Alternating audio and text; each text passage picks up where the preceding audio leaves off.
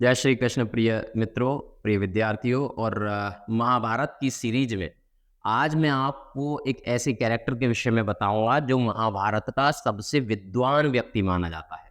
मैं बात कर रहा हूं विदुर की। विदुर का नाम आपने सुना होगा। विदुर एक कैरेक्टर है महाभारत में जो पूरा परिवार है, पूरा जो वंश है, कुरुवंश हो या फिर वो पांडवों का परिवार, सबसे ज्यादा विद्वान माना जाता था इनको, विदुर को। आपने अगर यदि कभी अपनी लाइब्रेरी में, स्कूल की लाइब्रेरी में जाकर देखा हो या कभी सर्च कीजिएगा, विदुर नीति के नाम का एक ग्रंथ भी आता है। मतलब विदुर इतने विद्वान थे कि उनकी नीति से ही पूरे राज्य को संचालित किया जाता था। तो जब वो इतने विद्वान थे तो आखिर क्यों वो महाभारत के युद्ध को रोक नहीं सके? वो थे कौन वास्तव में इतने विद्वान व्यक्ति? क्योंकि उनके परिवार में से, और ये खास बात और बता दूं कि विदुर जो है कौरवों और पांडवों के किसी के परिवार से ताल्लुक नहीं रखते थे। दरअसल ये एक दासी के पुत्र थे। तो कौन थे विदुर, मैं आपको बताता हूँ, बड़े ध्यान से सुनिएगा विदुर के विषय में। आपने विचित्रवीर्य के विषय में मैंने आपको बताया था पिछले वीडियो में, आप फिर से जाकर देख सकते हैं। विचित्रवीर्य ये पितामह भीष्म के भाई है विचित्रवीर्य, ठीक है। तो विचित्रवीर्य की जो रानी थी, कौन सी रानी? अंबालिका। आपको बताया था मैंने कि दो रानियां थी इनकी। इनमें से एक रानी थी अंबालिका, और अंबालिका की एक दासी थी। उस दासी की कोख से एक बालक का जन्म हुआ था जिसको धर्मदेव नाम मिला था।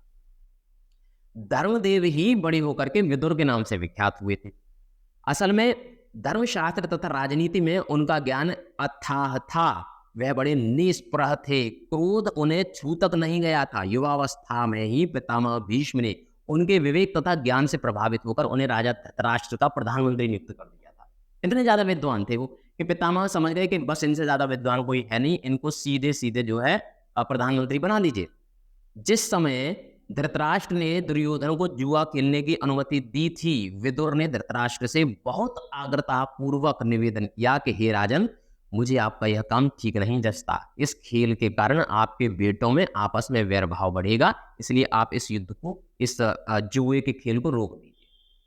धृतराष्ट्र विदुर की बात से प्रभावित हुए थे, क्योंकि धृतराष्ट्र भी विदुर की प्रत्येक बात को मानते थे। ये ऐसी थोड़ी ना प्रधानमंत्री उनको बना दिया था। उन्होंने अपने बेटे दुर्योधन को अग्नि में बुलाकर उससे इस कुचाल को रोकने का प्रयत्न किया था। बड़े प्रेम के साथ वे बोले कि देखो गांधारी के लाल, विदुर बड़ा बुद्धिमान है और हमेशा हमारा भला चाहता आया है। उसका कहना मानने में ही हमारी भलाई है। बस तुम जुआ खेलने का विचार छोड़ दो। विदुर कहता है कि उससे विरोध बहुत बढ़ेगा, यह राज्य के नाश का कारण हो जाएगा। छोड़ दो इस विचार को। धृतराष्ट्र ने अपने बेटे से कहा, दुर्योधन से। धृतराष्ट्र ने अपने बेटे को सही रास्ते पर लाने का प्रयत्न किया था, किंतु दुर्योधन नहीं माना।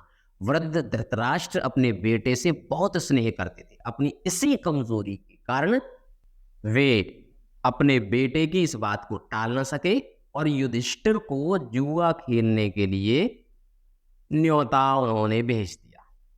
यहीं से महाभारत का जो सबसे बड़ा जो महत्वपूर्ण बात है वो शुरू हुई थी, क्योंकि यहीं से तो वैरभाव, ज्यादा वाला वैरभाव शुरू हो गया था।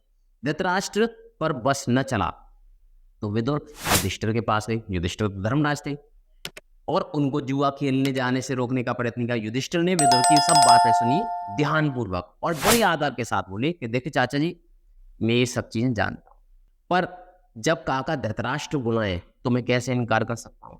युद्ध या खेल के लिए बुलाए जाने पर न जाना क्षत्रिय धर्म के विपरीत होता है। ये कहकर युधिष्ठिर क्षत्रिय कुल की मर्यादा रखने के लिए जुआ खेले थे। कई बार हम कहते हैं ना कि युधिष्ठिर तो बड़े धर्मराज थे, वो जुआ, दरअसल कुल की मर्यादा। उनके पिता समान धृतराष्ट्र, महाराज धृतराष्ट्र ने ये संदेश भेजा था, तो पहले तो संदेश निकाल सकता। दूसरी बात, किसी क्षत्रिय को युद्ध का न्योता दिया जाए या फिर खेल का न्योता दिया जाए तो उसको अगर कोई क्षत्रिय टाल देना तो ये मर्यादा के विपरीत माना जाता है। इसलिए मजबूरीवश युधिष्ठिर को जुआ खेलना पड़ा। जय श्री कृष्ण।